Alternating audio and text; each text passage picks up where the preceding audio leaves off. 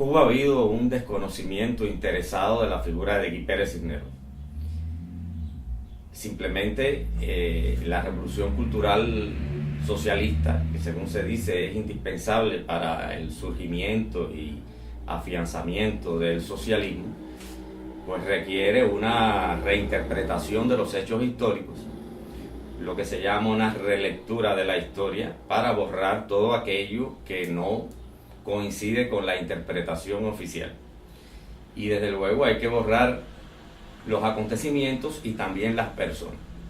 No había ninguna razón para olvidarse de Guy Pérez Cisneros como curador, nuestro primer curador, con Domingo Ravenet, y no había razón para eliminarlo como crítico de arte, nuestro más importante crítico de arte después de José Martí, y prácticamente el armador crítico de la primera y segunda generación de la plástica cubana en el siglo XX. No había ninguna razón para borrarlo como el primer profesor de historia del arte en Cuba y como el primer historiador del arte en Cuba. ¿Por qué? ¿Había razón para borrarlo como un periodista que defendía a José Martí? Tampoco. ¿Había razón para borrarlo como uno de los fundadores de Orígenes, puesto que él estuvo en la revista Verbo y en Escuela de Plata junto a José Lezama Lima? Tampoco. Sin embargo, lo borraron, lo borró el gobierno, al no mencionarlo más hasta la década del 90, en que se empezó a publicar por primera vez sus críticas de arte. Sino que también lo borraron los personajes de la cultura cubana, porque yo preguntaba incesantemente por este hombre, siendo yo un estudioso de Orígenes, y nadie me respondía nada, o me respondía en forma muy parca. Es decir, eran como un silencio interesado.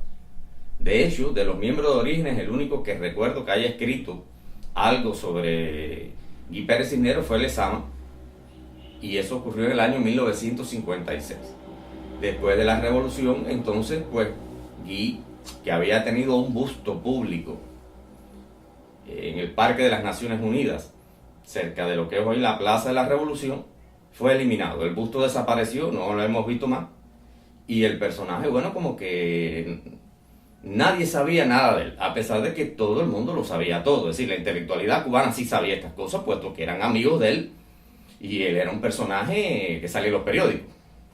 No había forma de no conocer a Guy Pérez Cisneros, que era además un personaje encantador, y precisamente por eso era el mayor diplomático cubano de todos los tiempos. Entonces, lo que ha ocurrido es eso, lo que ha ocurrido es la típica maniobra de relectura orwelliana de la historia, en la que los personajes que no coinciden molestan, disienten y hacen añicos la interpretación oficial de la historia que es necesaria para que la oficialidad esté supuestamente firme en la conciencia de los ciudadanos, pues esas personas son eliminadas. Lo que ocurre es que llega un momento en que el propio socialismo ya no tiene cómo defenderse a sí mismo con su propia interpretación, y entonces empieza a buscar algo que lo modernice, que lo suavice, que lo haga más potable precisamente para la conciencia de los socializados. Y los propios socializados tienen la impresión, como tenía yo, de que algo me están ocultando, algo me ocultan, algo no está, algo falta, y entonces hay que hablar otra vez de Gastón Vaquero, hay que hablar de Jorge Mañach, hay que hablar de cualquier otro personaje importante de la época que teníamos borrado, y desde luego también hay que hablar de Guy Pérez Cisneros cuando se acerca su centenario, y es pues muy probable que el enemigo, es decir, las personas que no coinciden con el socialismo son enemigos aunque sean ciudadanos. Yo soy enemigo, pues antes de que el enemigo, antes de que Almanza, antes de que el hijo de Guy Pérez Cisneros, alguien hable algo en el centenario, entonces sí hay que volver a hablar de Guy Pérez Cisneros. Y esas son las dos razones por las que ahora se ha dicho algo de Pérez Cisneros, y también son las razones por las que primero se le borró. A Guy Pérez lo vamos a recuperar en grande, en todo su valor, a partir precisamente de su centenario. Las relaciones entre Guy Pérez Cisneros y Lezama es un asunto que yo no he estudiado a fondo, pero puedo decirte algo. En primer término, Guy Pérez perteneció al equipo de la primera revista lezamiana, Verbo, y también en Escuela de Plata. Según dice Lezama en su artículo Recuerdos Guy Pérez Cisneros, que fue publicado escrito en 1956, fueron dos amigos de él de la Escuela de Derecho, quienes lo impulsaron a crear la revista Verbum. René Villarnovo y Manuel Menéndez Mazán. Ahora bien, también ellos mismos ya incluían en ese grupo a Guy Pérez Cisneros, que también era un estudiante. De manera que, según los propios recuerdos de Lezama, él se incorpora desde el principio a la aventura de las revistas lezamianas, Verbum y Escuela de Plata. Ya en Orígenes está claro que la actividad diplomática de Guy Pérez evidentemente no le permitía la colaboración que tuvo en las dos primeras revistas. Y hay que tener en cuenta que los primeros trabajos importantes de Guy Pérez sobre la plástica cubana se publicaron en Verbum y en Escuela de Plata. Eso es muy importante. De manera que él en realidad es un miembro del grupo Orígenes. Razón por la cual me fastidia de que Orígenes haya sido tan parco con él, porque él es un fundador del grupo Orígenes. Por otro lado, Lezama dice en este trabajo que la persona comisionada para hacer la famosa exposición en la universidad había sido el propio Lezama, pero que él, viendo el interés y el talento de Guy Pérez, él le cedió el papel, le cedió la función a Guy Pérez Cisneros, de manera que pudiéramos decir que Guy Pérez Cisneros se convirtió en curador precisamente porque Lezama no quiso serlo, porque le encontró en él una inteligencia especial para el asunto y bueno, pues le cedió noblemente el sitio, cosa que solamente puede hacer, digamos, un hombre del genio y de la generosidad de Lezama, y con ese acto de desprendimiento estaba fundando una carrera, la carrera de este hombre Guy Pérez Cisneros como curador de arte y como crítico. Algo notable. Yo he oído la anécdota o la leyenda de que en realidad Guy Pérez conoció a Lezama porque él tenía problemas con el manejo del español, puesto que él llegó a Cuba con 18 años. Y entonces Lezama como que le mejoró por lo menos seguramente la redacción, ¿no? Una persona que habla pero no escribe sistemáticamente una lengua, pues no tiene suficiente destreza. De todas formas, esto no lo puedo precisar. No puedo decir que esto es realmente así, pero existe ese dato que habría que precisar. Lo que sí está claro es que además Lezama y Guy hablaban de temas políticos. Eso está claro en este artículo que está publicado en este libro, Poesía y Prosa, Antología, por Iván González Cruz, uno de los grandes lezamistas a nivel mundial, mi amigo. Es decir, ellos hablaban de política. Ellos, la idea, por ejemplo, de un Lezama totalmente desvinculado de los temas políticos, eso jamás fue cierto, jamás. La primera generación de Orígenes, la de Vaquero y Lezama, no tenían exactamente la misma posición que iba a tener la segunda generación, digamos la generación de Cintio y Eliseo, ¿no?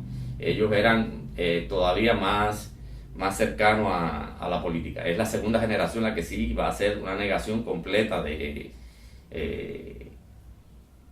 todo lo político.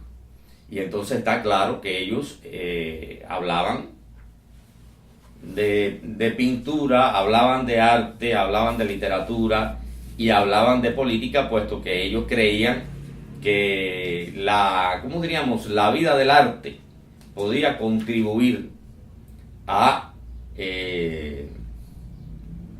purificar la vida política. Dice Lezama, como creíamos que el Estado debe ser la meta para una generación, fíjense bien, que el Estado debe ser la meta para una generación, no que una generación viva al margen, sino que efectivamente llegue al poder. Era también el buscado, un arte viril voluntarioso, como la uña siguiendo los hilos del diamante a la altura del hombre y de Dios. Eso dice Lezama, recordando las conversaciones con Guy Pérez. De manera que entre ambos había una afinidad estética, evidentemente, una afinidad moral y también una proyección política desde la actividad artística. Creo que esa es la clave de la amistad de estos personajes. Por otro lado, esto ya es una especulación mía, pero yo tengo la impresión de que Guy Pérez es uno de los modelos de Phronesis, el personaje de Lezama. Hay cierto punto de contacto entre la personalidad de Guy Pérez, su historia personal y Phronesis. Y por otro lado, él dice, en este mismo trabajo dice: ahora él está muerto y transcurre libremente por las páginas de la novela. Por la novela, desde luego se está refiriendo a la novela de la vida de Guy Pérez, ¿no? Pero ¿no será también una alusión a Paradiso que está escribiéndose ya en ese momento? Pudiera ser. Ahora, para el centenario de Guy Pérez, la revista Revolución y Cultura publicó el discurso de Guy Pérez Cisneros en la tercera Asamblea General de la ONU, presentando la Declaración de los Derechos del Hombre. Y lo hizo con el siguiente título: Una voz cubana. Pero no se trata de una voz cubana. Incluso la voz cubana de Pérez Cisneros, que tenemos perfectamente grabada y que escuchamos aquí en La Peña, nos dice que se trata de una iniciativa cubana. Y es una iniciativa de él. Lezama, en sus recuerdos de Pérez Cisneros, dice que él estaba subordinado a personas muy inferiores. Está claro que él era un joven de prácticamente de 30 años de edad cuando comienza el trabajo de construcción de la declaración. Cuando él tiene iniciativa, él tiene 30 años de edad. Es un hombre muy joven, que está ya hace 10 años en el cuerpo diplomático cubano. Pero de hecho es un hombre joven para la diplomacia. Él está subordinado a una serie de personajes evidentemente inferiores. Pero hay que tener en cuenta también de que esos personajes no le impidieron en ningún momento, los personajes del Departamento de Estado, que era como se llamaba la Cancillería, el Ministerio de Relaciones Exteriores de la época, no le impidieron esa iniciativa.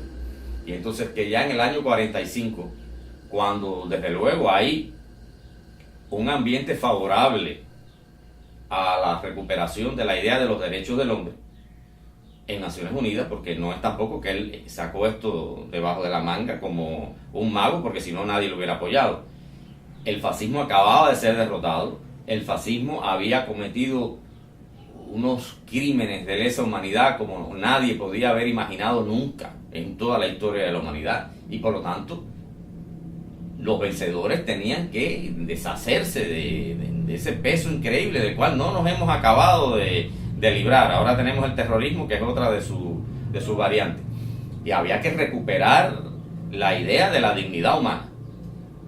Eso estaba en el aire, era una de las razones de la fundación de las Naciones Unidas. Pero este cubano tuvo esa iniciativa, la iniciativa de presentar la declaración. En eso él estaba siendo al mismo tiempo muy francés y muy cubano, puesto que se trata de una declaración. Fijémonos bien, esa declaración de valor moral ante todo y de, como diríamos, de valor cognoscitivo, de tipo intelectual, tenía el antecedente la Declaración de los Derechos del Hombre y del Ciudadano de Francia en 1789, que después tuvo una modificación bajo Robespierre. Así que primero, digamos que la asamblea dirigida por Mirabeau y luego la asamblea dirigida por Robespierre. Esos documentos tuvieron una enorme importancia para todo el progreso de la idea democrática en el siglo XIX. Y él estaba recuperando en el 20 esa tradición que era la tradición del país en el que había nacido, puesto que él había nacido en París, ¿no? E incluso ahí, yo supongo la inmensa energía interior que tiene que haber tenido este hombre, cuando él, habiendo nacido en París y habiendo sido un balsero al revés, un hombre que regresa del primer mundo a un país que no conoce, al cual pertenece como ciudadano solamente porque su padre lo ha inscrito allí, pero al cual no conoce. Y luego regresa unos años después, apenas más de 10 años después, regresa a su ciudad natal para presentar una iniciativa de tipo mundial en la que él está reciclando su propia tradición, digamos que como francés o como cubano universal, que eso es lo interesante. Es decir, él era un cubano universal que podía asimilar la tradición francesa, que está más cerca de la nuestra que cualquiera otra. Por ejemplo, Roosevelt acababa de lanzar en el año 41 la idea de las 4 libertades. Eso es típicamente norteamericano. 4, nada más, 4 libertades. Libertad de expresión, libertad de creencia, libertad frente a la miseria y libertad frente al miedo. Para el espíritu pragmático norteamericano las cosas tienen que ser 2, 3, 4, claras y concretas. En la época de la Revolución Francesa, bueno, se hizo la Declaración de los Derechos del Hombre y del Ciudadano, y los norteamericanos estaban haciendo su Bill of Rights, la Declaración de Derechos que va a estar incluida en la Constitución de los Estados Unidos de América. Pero ellos no le dan a eso carácter universal ni moral. Eso simplemente es lo que ellos están haciendo para su país. Si otros lo imitan, bien, y si no, no les importa. Pero no es el tipo de pensamiento latino. Este pensamiento de Roosevelt, el pensamiento de los fundadores de la nación norteamericana, es un pensamiento típicamente anglosajón y legalista, que tiene que ver con lo concreto que tienes allí. Ahora, no es el espíritu latino, el espíritu francés, imbuido del catolicismo. El católico significa universal. Y toda la cultura latina que está impregnada del catolicismo, y el propio Guy Pérez Cisneros era un católico devoto, vamos a estar claros. Siempre piensa que debe no atenerse a hacer algo bueno en donde usted está, sino que usted tiene que proclamar el bien a nivel global, a nivel universal. Y esa profunda energía que viene del pensamiento cristiano católico específicamente y de la cultura latina es una de las cosas, una de las energías, como tú dices, que mueve la increíble iniciativa de este individuo de 30 años que se entrevista con Churchill, intentando convencerlo de que esto es bueno. Y Churchill efectivamente admite la idea ya en el año 1945, en diciembre de 1945. Le pasa esta iniciativa a Eleanor Roosevelt, la viuda del presidente Roosevelt, puesto que ella es la que está al frente de los trabajos de Naciones Unidas, que es compatible con esta idea. Y Pérez Cisneros, entonces, él siempre muy modesto, él estudiaba mucho y no sacó un montón de títulos universitarios y no tenía la menor intención de transgredir sus propias capacidades. Él le da la tarea de hacer la primera redacción del documento a Ernesto Dibu, un especialista de Derecho Internacional de la Universidad de La Habana. En La Habana había una asociación de Derecho Internacional, imaginemos, un inmenso nivel del pensamiento jurídico cubano de la época. Y este hombre hizo, a partir de esa tradición ya nuestra, hizo pues la primera redacción del primer documento que se presentó, porque se presentaron varios, no solo el cubano, pero el cubano fue el primero y fue iniciativa de él. Después que él lanzó esa iniciativa, desde luego los demás países empezaron a hacer también su propuesta. Y entonces está claro que él tenía una fabulosa energía que venía de todo, venía de su condición de católico, de nacido en Francia y también de cubano. Y todo esto proyectado a nivel universal en un contexto en la que después de los horrores del fascismo, e incluso la Unión Soviética podía admitir que se hablara del tema. Eso no quiere decir que la Unión Soviética firmara el documento, porque no lo firmó, se abstuvo. La Unión Soviética y sus satélites se abstuvieron. El resto de los países sí lo hizo, con 2 que no estuvieron presentes. Una cosa muy importante es que antes de que se haga esta declaración en Chaillot, primero había habido una reunión panamericana, una reunión de toda América, en la que Guy Pérez había tenido un papel muy poderoso, en la que se había ya aprobado una declaración.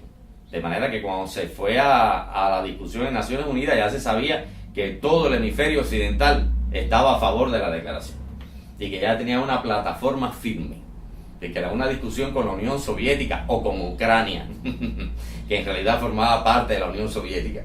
Era muy fácil porque ya se sabía que había una mayoría a favor de una propuesta concreta. Esa propuesta concreta que había generado Guy había sido aprobada por todo el hemisferio occidental.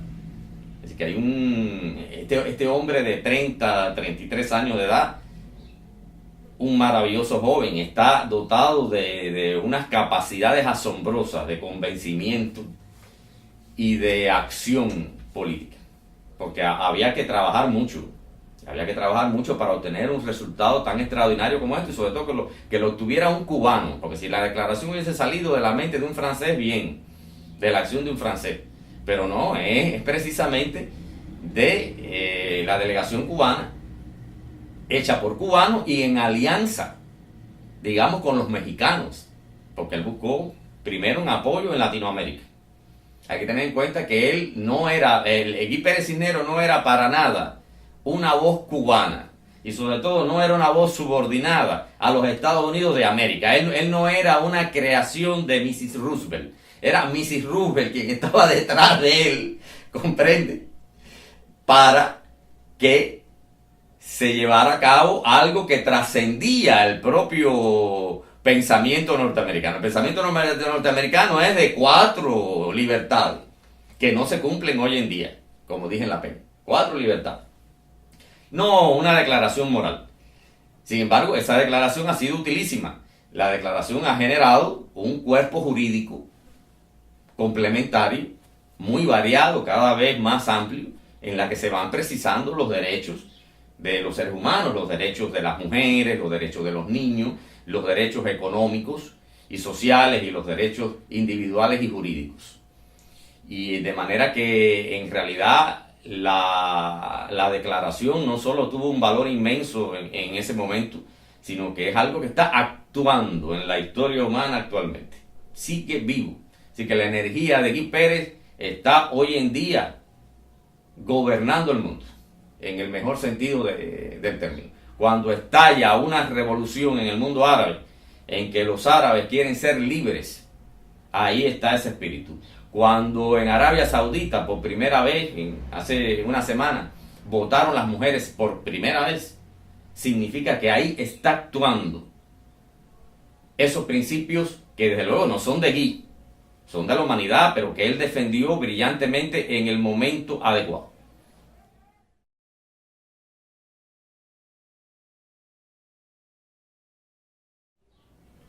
Claro, la Peña El Júcaro es una peña dedicada a Martí, como todo el mundo sabe, pero también a todos los problemas de la realidad cubana y a toda la historia del país, incluyendo sus personas. Es decir, hemos celebrado aquí, por ejemplo, los centenarios de Lezama y de Samuel Feijó en una forma muy especial.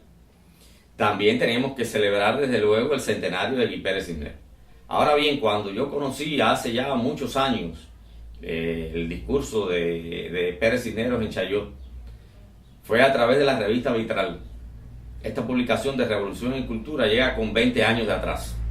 Ya había sido publicado en Cuba durante el periodo revolucionario por los católicos de la revista Vitral en 1995. Y lo que más me llamó la atención cuando yo leí eso en Vitral fue no ya que Pérez Cisneros hubiese tenido la iniciativa, que no era poca cosa, sino que él remitía su iniciativa a José Martí. Eso me dejó completamente pasmado, entre otras cosas porque yo no sabía que él era un martiano fervoroso, que había escrito defendiendo a Martí, como dije en La Peña, que había comparado al manifiesto de Montecristi con la Declaración de Independencia de los Estados Unidos y había dicho lo correcto, que el manifiesto de Montecristi es un documento muy superior. Y que también mencionara a última hora en su discurso el con todos y para el bien de todos, hasta el punto de que ni siquiera dice muchas gracias. Yo no sé si es que cortaron o si que él quería dejar claro, dejar esa palabra en el aire, porque lo normal es que cuando usted se exprese en Naciones Unidas, usted diga, señor presidente, muchas gracias, o simplemente muchas gracias, pero al menos por la grabación que tenemos, resulta que él dice con todos y para el bien de todos, y ahí termina, como si quisiera dejar eso colgado en el aire. Eso es realmente extraordinario. A mí me dejó muy conmovido eso hace muchos años, y siempre creí que debía haber un momento que en la peña se juntaran ambas cosas. Y he estado detrás del discurso grabado para ponerlo en la peña durante años. He intentado que se hicieran documentales, que se hiciera un estudio en los archivos de Naciones Unidas, porque por ejemplo no tenemos el borrador inicial de la declaración. No lo tenemos. Eso tiene que estar en los archivos de Naciones Unidas. Desde luego yo no puedo ir a hacer esa investigación, pero alguien debiera hacerla, porque en los archivos tiene que estar. ¿Qué fue lo que escribió Diego? ¿Qué fue lo que presentó Guy Pérez en primera instancia? Hay unos politólogos italianos que han estado estudiando el cambio de la frase del artículo número 1, según la propuesta de Diego. Todos los hombres son hermanos. Eso es cambiado por la señora Rubel. Ella dice que no, que eso no es judiciable. No, nada en la declaración es judiciable. Se trata de una declaración intelectual y moral que tiene que después tener una legislación complementaria de tipo universal, y que después que los estados adapten sus legislaciones a esos principios. Pero ya ese cambio de la frase original que aparecía en el artículo número 1, yo estoy convencido que esa frase fue escrita por Diego, porque forma parte de nuestra tradición, forma parte de la forma en la que el cubano y la que el latino ve al ser humano, de la forma en que la ve un cristiano. Entonces, lo que me dejaba pasmado era eso, es decir, no solo de que un cubano hubiese tenido esa iniciativa de importancia universal, sino que lo hubiera hecho desde sus propias raíces nacionales. No que el señor Churchill le diera esa orden a Guy Pérez o a cualquiera de la Cancillería cubana. No que la señora Roosevelt se ganara la simpatía de un muchacho cubano para sacar un texto. No, es que sale de la tradición nuestra, sale específicamente de Martí. Y Martí es un hombre que asimila toda la tradición cubana anterior, lo que él llama los magnánimos fundadores. Es decir, que cuando él presenta esa iniciativa, se trata de una iniciativa cubana porque la presenta la República de Cuba, pero también es una iniciativa cubana porque está saliendo de lo profundo del pensamiento político cubano, incluso del alma cubana y del alma latina, no de la anglosajona, ni de los ingleses, ni de los norteamericanos, ni muchísima gente, esa gente indefinida que se llamaban soviéticos y que ahora sabemos que no eran otra cosa que rusos. Entonces, eso es realmente extraordinario.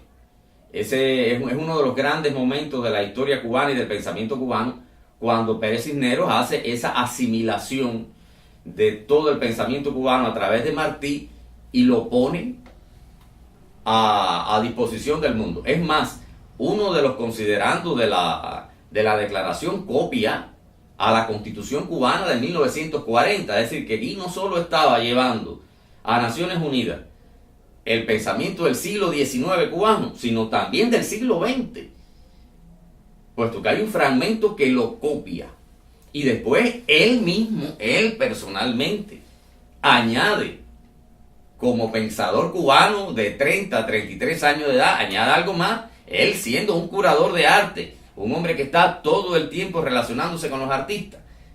Él es el que propone que se defienda como derecho humano los derechos de los intelectuales, el derecho de propiedad intelectual.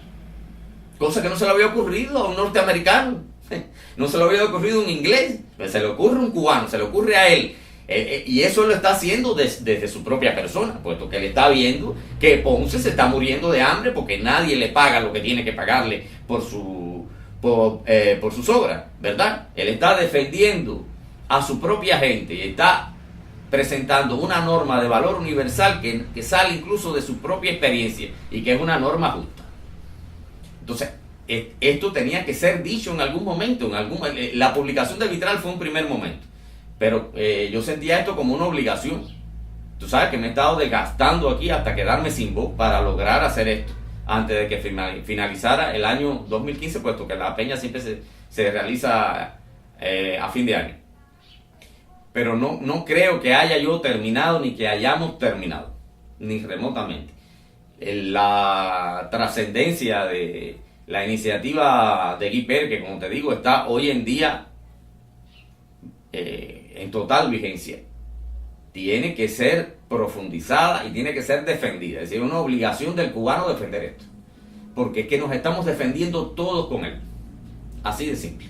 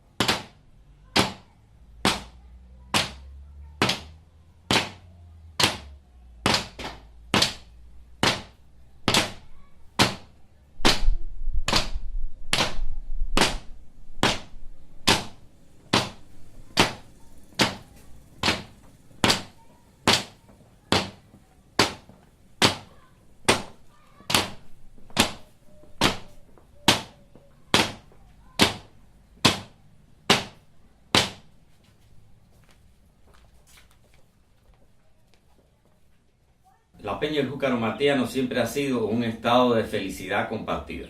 Eso lo sabes porque tú has participado en varias de ellas. Y este año también fue un estado de felicidad compartida como de costumbre. Ya son 20 años en esta tarea.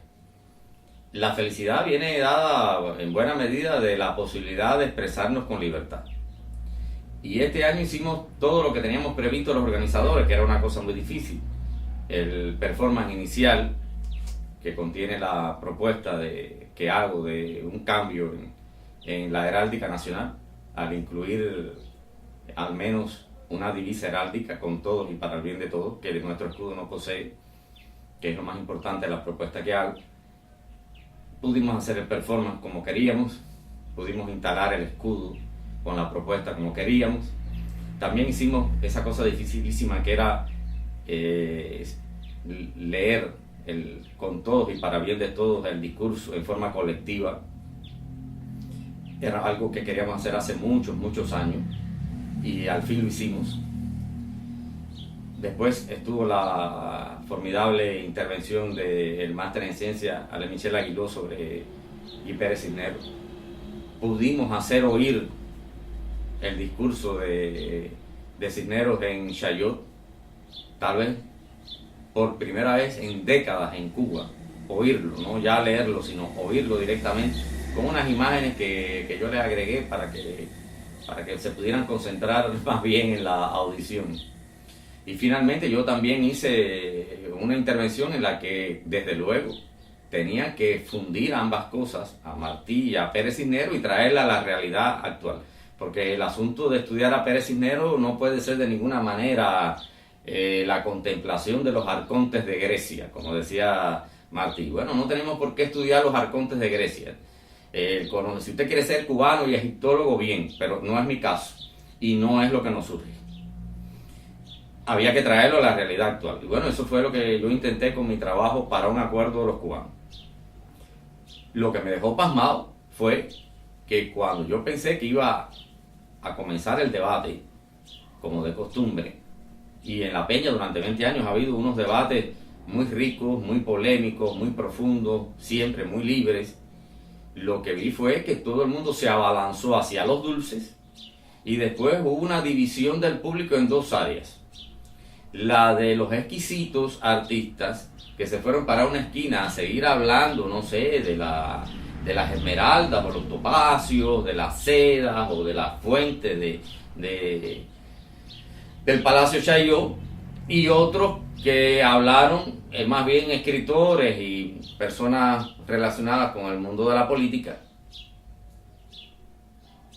que entonces hablaron de temas de la realidad cubana actual, pero no hubo un solo comentario acerca de ninguna de las cosas que habíamos llevado como centro, ni de la propuesta de heráldica, ni del texto de Martí, imagínate, ni de la actualidad del texto del fabuloso discurso de Martí, ni de la intervención de Ale Michel Aguiló, ni del discurso de Guy Pérez Cisneros, ni de mi propia intervención. Y realmente esto es decepcionante para mí. El cubano parece estar en un estado de limbo. Pero yo le quiero recordar a los cubanos que al menos para la perspectiva medieval de Dante Alighieri, las personas que viven en el limbo viven en el infierno. El limbo está situado en el infierno. Esta neutralidad entre el bien y el mal, este estar colgado en un estado de sordera, en la que la gente no oye y no responde a los estímulos de la realidad. No, esto es grave. Es la pasividad cubana a la que ya se ha enfrentado todo profeta cubano, incluyendo Guy Pérez Cisneros. Y la peña se ha hecho precisamente para lo contrario. De manera que yo estoy verdaderamente decepcionado de la respuesta de mis amigos y espero que esto no vuelva a repetirse. No. Yo no voy a hablar indefinidamente, trabajar indefinidamente para unas personas que están sordas y mudas en forma voluntaria. En este país la gente tiene que despertar. Más tarde o más temprano tiene que despertar, porque son siglos de pasividad política, siglos de pasividad ciudadana, siglos de hombres nobles desgastándose, dando la vida, ¿comprende?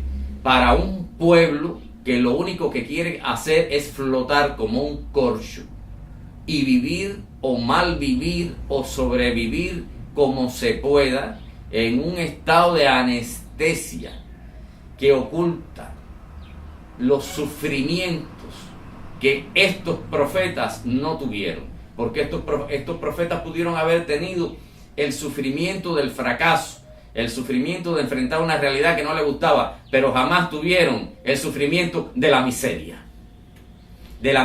profunda, de la miseria no solo física, sino también de la miseria espiritual, de la miseria de estar soportando sin límites y sin ninguna necesidad de soportar, que es lo peor, porque no existe ninguna necesidad de soportar lo que estamos soportando, es solo nuestra pasividad profunda la que permite esto, y que parece que esto es interminable, que no se acaba, y entonces lo que genera es esto, genera la desconfianza del cubano hacia el cubano, y la desconfianza en nuestro propio futuro, como si fuéramos unos completos incapaces. No somos incapaces.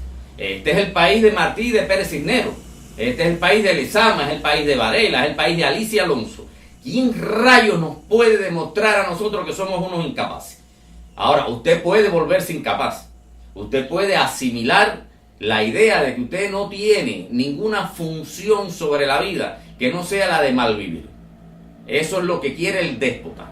Eso es lo que quiere el autoritarismo, que como dijo Martí, en Con Todos y para el bien de todos, pululan tanto entre los pobres como entre los ricos.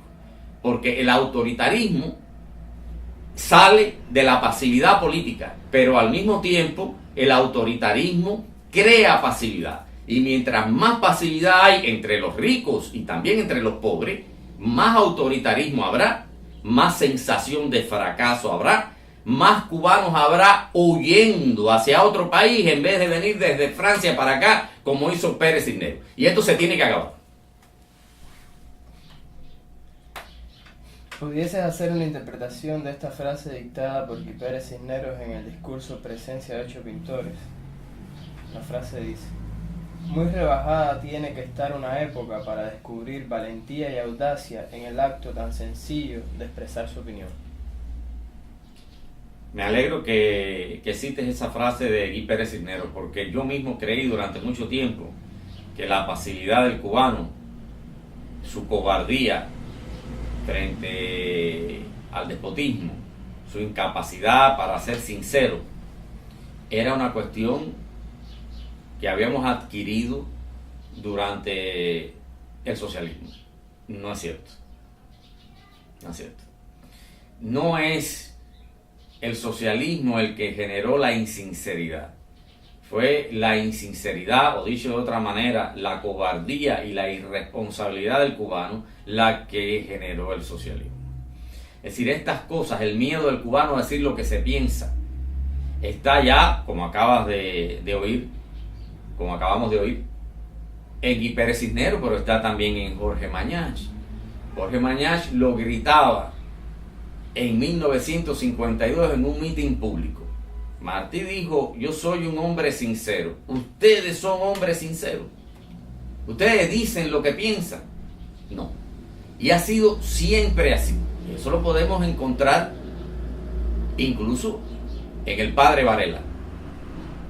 Esto de la pasividad, por ejemplo, lo encontramos en El Habanero, en Félix Varela, en la que él se refiere a los tranquilistas. Está tranquilo. No decir nunca la verdad, no vaya a ser que me pase algo. Y no vaya a ser que le pase algo a mis niños, al gato, al perro, a la mariposa del jardín. Ya no es ni mariposa. Bueno, no. Esto no es conducta ciudadana. El cubano heredó de la colonia española no solo el autoritarismo, sino también su correlato, la cobardía y la irresponsabilidad. Porque no solo es la cobardía, hay muchas cosas que se pueden decir sin desafiar del todo al autoritarismo, muchas, y que son responsables. Pero el cubano no hace ni eso. Ni cuando puede decir algo, ni cuando se le autoriza decir algo, como acabamos de ver en la Peña Lúcara, que yo no autorizo a nadie, pero aquí siempre se ha hablado con toda libertad. Bien, no lo hacen, porque se ha instalado un estado de pasividad interior en la que la persona prefiere padecer, primero, la insinceridad interior, que no es cualquier cosa, porque eso es una enfermedad que mata el alma, que crea infelicidad, que hace a las personas miserables, sino además que lo conduce a la irresponsabilidad. Porque cuando usted está siendo insincero, cuando usted está callándose lo que piensa, no solo está usted perjudicándose a sí mismo, usted está perjudicando a los propios hijos que usted cree que está salvando. Porque esos niños que ahora tienen 8 años, que ahora tienen 10 años, después van a ser adolescentes y van a ser jóvenes que vivirán en un país arruinado, en un país en el que no quieren vivir, en un país del que quieren huir. Y usted mismo, siendo un padre, perderá a sus hijos. Es decir, que la cobardía, la insinceridad, no es solo un daño personal y un pecado del cual usted tiene que responder ante Dios algún día, porque no vaya a creer que Dios no le va a tener en cuenta eso. No, usted tiene conciencia y usted tiene libertad para ser honesto, y eso es lo que Dios quiere de usted. No que usted esté todo el tiempo como un cobardón, tragándoselo todo y aguantándolo todo. Pero además es un problema de que lo que usted quiere lograr, que es salvar a su familia y vivir tranquilo, usted no va a vivir tranquilo con la irresponsabilidad de la cobardía, nunca. Y sus hijos vivirán en un país arruinado del que quieren huir. Y probablemente usted morirá solo y tranquilo en un sillón mientras sus hijos intentan convertirse en neozelandeses, en gente de Singapur, inútilmente. Guy padeció eso y lo denunció. Y él luchó contra eso. Pero seguimos igual medio siglo después. Hay que acabar con esto.